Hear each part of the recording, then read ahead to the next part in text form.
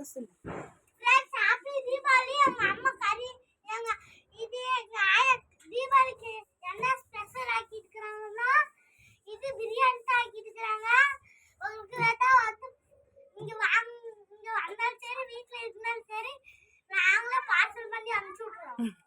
எங்க அனுப்புவ சரண் நீ சொல்லு ஃப்ரெண்ட்ஸுக்கு ஹாப்பி தீபாவளி சொல்லு. Friends happy Deepavali. நீங்க பொங்கல் தான் சாப்பிடுங்க, பிரியாணி சாப்பிடுங்க. பொங்கலுமா சரி. ஃப்ரெண்ட்ஸ் சேஃப்டியா பட்டாசு வெடிங்க, ஸ்வீட் கம்மியா சாப்பிடுங்க.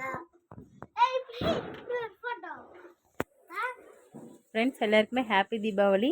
சேஃப்டியாக இருங்க, ஸ்வீட்ஸ் எல்லாமே லிமிட்டடாக சாப்பிடுங்க, ப்ளஸ் ஹெல்த்தியாக இருங்க.